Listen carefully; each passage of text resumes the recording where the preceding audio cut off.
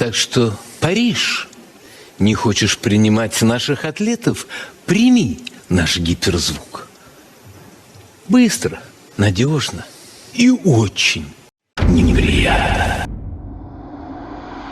On est le 21 juillet 2024. Plusieurs voitures de police patrouillent dans Paris en direction de la rue Saint-Denis. Rapidement, les policiers repèrent un appartement et procèdent à l'arrestation d'un homme qui semble alcoolisé. Bon, jusque-là vous allez me dire, rien d'original pour un dimanche soir. Mais ce qu'on sait pas encore, c'est que l'homme arrêté serait finalement bien plus qu'un simple délinquant. En réalité, cet homme, c'est Kirill Gryaznov, un russe de 40 ans arrivé en France il y a 14 ans. C'est un homme plutôt lambda. Il aime l'art, l'architecture française, mais ce qu'il préfère par-dessus tout, c'est la gastronomie. Bref, jusqu'à là, toujours rien de très original. Mais Kirill a un problème. Il est alcoolique. Un soir de mai, lors d'une soirée un peu trop arrosée, Kirill dit qu'il va offrir aux Français une cérémonie d'ouverture comme il n'y en a jamais eu. Et c'est là que sa couverture tombe. Kirill, aussi appelé l'agent K, est en fait un espion des services secrets russes qui a pour objectif de détruire les Jeux Olympiques de 2024. Il est alors placé en examen et va être accusé d'espionnage en faveur de la Russie. Progressivement, l'affaire s'ébruite dans les médias et la question que tout le monde se pose, c'est pourquoi la Russie va attaquer les Jeux Olympiques de Paris. Pour comprendre tout ça, il faut remonter au 24 février 2022. Vladimir Poutine ordonne alors l'invasion de l'Ukraine et déclare la guerre sur le continent européen. Et ce jour-là, absolument tout le monde est stupéfait. Emmanuel Macron, Joe Biden, le pape François, tous condamnent cet acte sans précédent et le monde sportif ne va pas échapper à la règle. Thomas Bach, le président du Comité olympique international, annonce l'exclusion de la Russie des Jeux olympiques de Paris 2024. Et ça, c'est un véritable coup de poignard pour Vladimir Poutine. Il n'acceptera jamais cette décision qui est pour lui injuste et inacceptable. Il va même jusqu'à accuser le CIO d'être complaisant avec les heures les plus sombres de l'histoire. En fait, s'il réagit aussi mal, c'est parce que depuis son arrivée au pouvoir, il a placé énormément d'espoir dans le sport. Son ambition numéro 1 a toujours été de faire de la Russie une des principales nations sportives pour montrer leur renaissance sur la scène internationale. Et pour parvenir à ses fins, Vladimir Poutine a créé la Sportokratura. Pour Lucas Aubin, la Sportokratura, c'est un système politico-économico-sportif qui a pour but d'utiliser le sport afin d'influencer et de contrôler la population. Dans ce système, tous les politiques, les oligarques et même les athlètes de haut niveau deviennent des instruments de propagande qui doivent soutenir le régime sans condition. Si vous ne soutenez pas le pouvoir en place, alors vous êtes supprimé. Par exemple, ce gars, c'est Roman Abramovich. C'est un oligarque russe et aussi l'ancien propriétaire du club de football de Chelsea. Donc autant vous dire qu'il a beaucoup d'argent. En 2022, il va avoir des positions ambiguës avec l'Ukraine. Et comme par hasard, quelques jours après, il est victime d'un empoisonnement chimique. Bon, même s'il va survivre, il est un exemple parfait pour montrer que même si vous avez de l'argent et que vous êtes important dans le sport russe, si vous tournez le dos à Vladimir, c'est votre arrêt de mort que vous signez. Ouais, chez les Russes, le sport, ça ne rigole vraiment pas.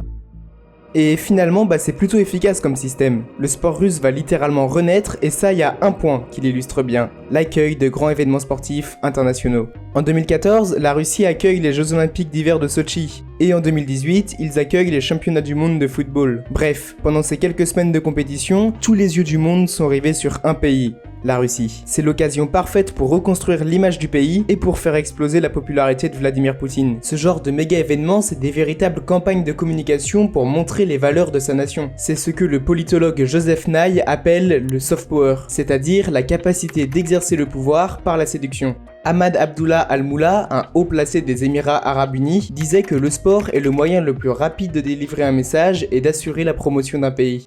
Et ça, tout le globe l'a bien compris. En 2008, la Chine organise les Jeux Olympiques afin de montrer qu'elle est de retour et qu'elle n'aura aucune limite. En 2016, le Brésil aussi organise les JO pour montrer que le pays est une puissance solide, bien loin de son image de délinquance liée aux favelas. En 2022, le Qatar organise la Coupe du Monde de football pour montrer que le pays ne se résume pas qu'à la simple vente de pétrole. Bon, vous l'avez donc compris, l'enjeu de ce genre d'événement, c'est de réussir à se faire une bonne image. Si votre événement a réussi, alors votre pays bénéficiera d'une bonne bonne réputation pour les prochaines années. Par contre, si l'image de votre événement est un désastre, alors la réputation du pays chutera et les conséquences seront graves. Baisse du commerce, du tourisme ou encore des investissements, bref, une catastrophe sans précédent pour n'importe quel pays. Et il y a des chefs d'État qui l'ont bien compris. Certains pays, le plus souvent autoritaires, s'amusent à diffuser des fausses informations pour amener de la confusion et affecter l'image des pays hôtes. C'est ce que Christopher Walker et Jessica Ludwig appellent le sharp power.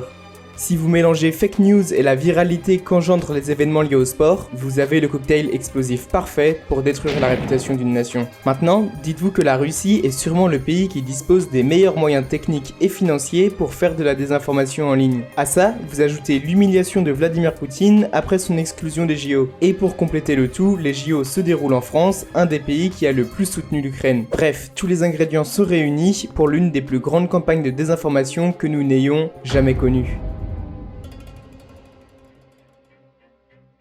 Est-ce que vous connaissez Little Big? Bon, pour le coup, moi je connaissais pas, mais Little Big c'est un groupe de musique russe plutôt connu et clairement opposé à Vladimir Poutine. Pourtant, il y a quelques jours, ils ont sorti une musique qui est pour le coup assez étonnante.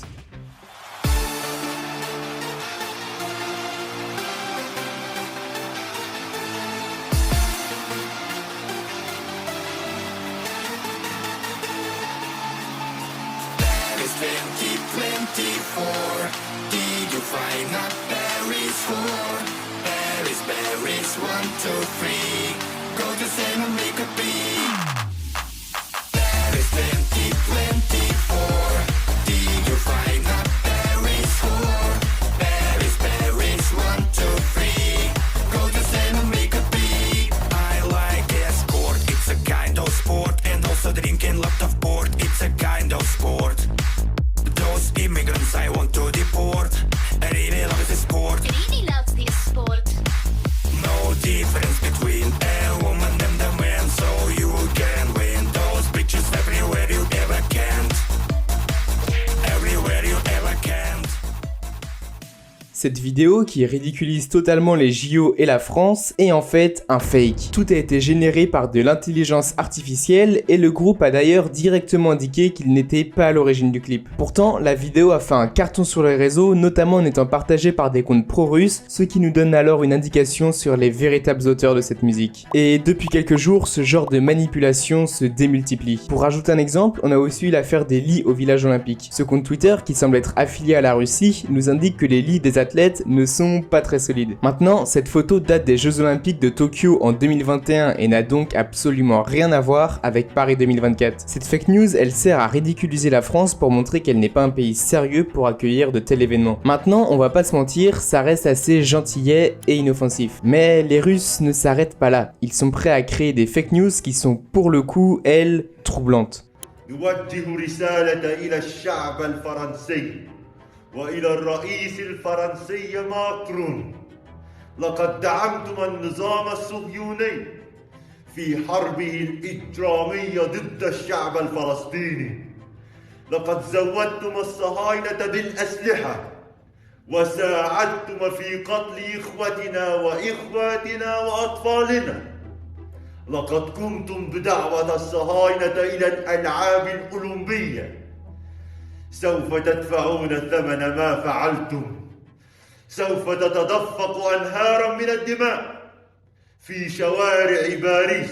Ce que vous venez de voir, c'est un représentant du Hamas qui menace la France de payer sa complaisance envers Israël pendant les JO. Sauf que le problème, c'est que le Hamas dément d'être à l'origine de la vidéo. Et après plusieurs vérifications, on se rend compte que la vidéo est complètement fake. Et les experts s'accordent pour dire que ça ressemble très fortement à des techniques de propagande du Kremlin. L'objectif de la vidéo, c'est de montrer que la France est fragile et en danger face aux menaces terroristes. Les Russes veulent faire régner la peur sur les JO, et pour ça, tous les moyens sont bons. D'ailleurs, en parlant de moyens, c'est toujours intéressant de voir comment la Russie diffuse ses fake news. Parce que créer une fake news, ça, tout le monde peut le faire finalement, mais la rendre virale, c'est bien plus compliqué, et autant vous dire qu'il ne faut pas manquer d'imagination. Tout d'abord, on retrouve les sites miroirs, aussi appelés les doppelgangers. Le principe, il est simple, vous clonez l'identité graphique d'un journal et vous y ajoutez une fake news. Regardez, ça par exemple, c'est le vrai site du journal Le Parisien. Et ça, c'est un faux site créé par un hacker russe avec un faux article. Ouais, il n'y a aucune différence et c'est ça qui fait la puissance du procédé. L'article obtient la légitimité du média et donc on ne peut que y croire. Maintenant, pour propulser les faux sites, les Russes utilisent ce qu'on appelle des fermatrolls. Les fermatrolls, ce sont des entreprises qui passent leur journée à créer des bots pour inonder les réseaux de fausses informations. Finalement, sous les fake news russes, on retrouve des milliers de likes et de partages qui sont pour la plupart des bots et donc de fausses personnes. Et psychologiquement, ça marche plutôt bien. Quand on voit un post liké par 1000 personnes, on lui accorde plus d'importance que s'il avait que 10 likes. Et c'est ça qui fait que absolument tout le monde peut se faire avoir. Regardez ce youtubeur que vous connaissez sûrement. Il s'est fait avoir par le troll de Little Big avant de rapidement se rendre compte et de supprimer son tweet. Mais ça, c'est pas le cas de tout le monde. Ce député du Rassemblement National a partagé la fausse vidéo du Hamas. Malgré les dizaines de rappels à l'ordre, il n'a toujours pas supprimé son tweet. Ce qui, on va pas se mentir, fait clairement le jeu de la Russie car leurs informations sont directement reprises par un élu de la République. Et au final, la question qu'on peut se poser, c'est est-ce que cette campagne de désinformation a été réellement efficace? Eh bien oui et non. Le résultat est plutôt mitigé. Tout d'abord, la propagande russe a clairement nourri la division des Français avant le début des Jeux Olympiques. L'organisation et le coût des JO étaient un sujet brûlant. Tout le monde prévoyait la catastrophe et comme je vous l'ai montré, les fake news russes alimentaient cette idée en permanence. Maintenant, on a observé un deuxième temps. Après le début des Jeux, on a eu plusieurs tentatives de désinformation russe, notamment autour de la cérémonie d'ouverture ou encore de la propreté de la scène. Ce qu'on observe, c'est que aucune de ces tentatives n'a réellement pris d'ampleur face à l'enthousiasme populaire et la trêve olympique. Les Russes ont essayé de diviser alors que d'apparence, les Français n'ont jamais été aussi unifiés. Les Jeux Olympiques nous ont alors rappelé qu'ils étaient la plus belle fête sportive qui soit et qu'ils pouvaient rassembler un peuple. Mais ils nous ont aussi et surtout rappelé que c'est un événement politique où chacun cherche à servir ses intérêts.